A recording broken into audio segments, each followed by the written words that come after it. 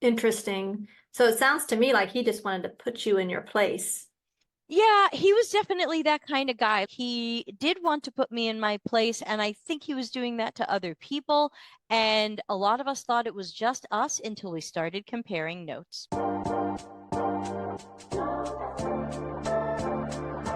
So you mentioned something earlier about doing this research and helping the team form a direction or perhaps change direction. And I can speak from experience where I have provided findings or a point of view or recommendations and flat out rejected. Do you have any thoughts on that? Oh, I do. When I first started the job I'm at now, I had an unpleasant stakeholder who I think was on a bit of a, let's say, high ego adventure. And I had a meeting with this person a few weeks into working there, and I was talking about the type of research we would be doing and how we would be feeding that back to the stakeholder team and the designer and all these other people. And he looks across the table at me and he says, you know, when you come back with your report on what to change, I might not let any of these changes happen. And here I was, like 2 weeks into a new job, and this high level stakeholder is saying this to me. But some of you know me. And so I said, if you do that, I will write up a risk document with your name all over it, saying that we have evidence that certain aspects of the design are not right for the users, and that continuing in this direction could be risky and wasteful, and that this is now knowledge that we have, and this would then be risk, and I would want to make sure that risk is associated with you personally. Take that.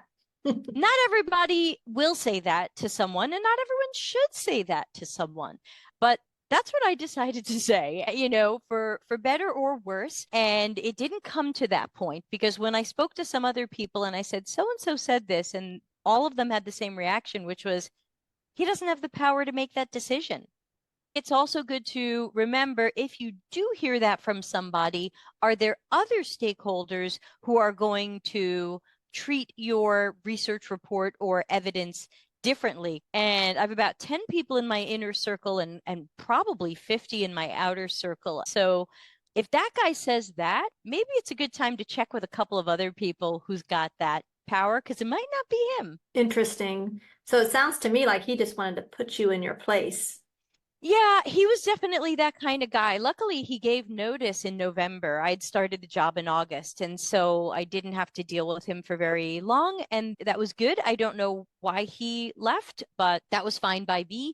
And that was not a person I enjoyed working with and do not miss.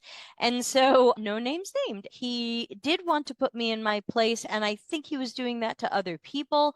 And a lot of us thought it was just us until we started comparing notes. Yeah, that happens for sure. Ugh. Yeah. Well, bye. Good riddance. Yeah, ciao, ciao. I'm very lucky, at least for the next few weeks, that the job I'm at has been one of the best I've ever been at, and that I haven't had to explain myself all day. I'm surrounded by intelligent people who want to do the right things, and they've moved deadlines to do the right things. This is so incredibly rare right now, but it shouldn't be. Why should we keep a crappy deadline to release something that's not quite right or ready? That's become status quo at so many companies where it's just so deadline focused. And at least I'm somewhere where they really, at least the project I'm on, I can't speak for anything else, but they really want to get this right. And I'm for that, I admire the people around me who continue to make good decisions. And like I had a conversation a few weeks ago, a high level BA said to me, oh, I've got a few tickets marked blocked by UX research. I'm waiting for you to tell me more about these things so we can make some decisions for the requirements. And I was like, thank you. Another interesting thing that's happened at my job is when I first got there, everyone was saying UI, UX. And I just started saying UX. And now everybody says UX. I never had to come out with a PowerPoint. I never had to come out with a Nielsen Norman group maturity model. I never had to say, read my book. I said, we actually don't really call it UI, UX. They're two separate things. But in general, I just called everything the right things UX. And now people say UX. It's like you can create change without having to show up with a PowerPoint. Guide by example.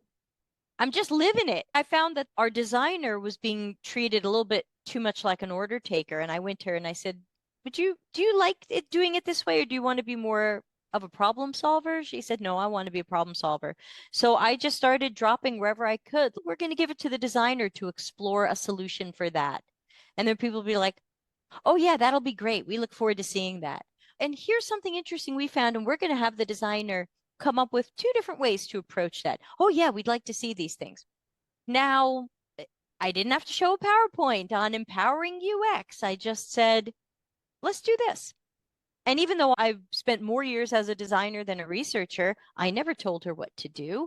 I just said, let's just give her problems and let her solve them. And if she wants my input, I'll give it. I want to empower her. What does that look like? And I think a lot of that is legacy. A lot of that is just maybe the product owner traditionally and through time has come up with these solutions and therefore just handed it over to the designer. And that's just the way it's been. At an organization like where I am now, which is a university, it was like the BA was writing stuff into the requirements. And then the UX designer would have to make something that matches those requirements. And so I remember stuff like that much earlier in my career. Now I think we struggle more with a product manager or product owner who says, hey, I have a cool idea. Let's just build it. And we're going, what you talking about, Willis? Where'd that come from? Che cavolo stai dicendo? Is that what it was? Yes, I'm getting thumbs up. Check out all my interviews with industry leaders on BlatzChatz.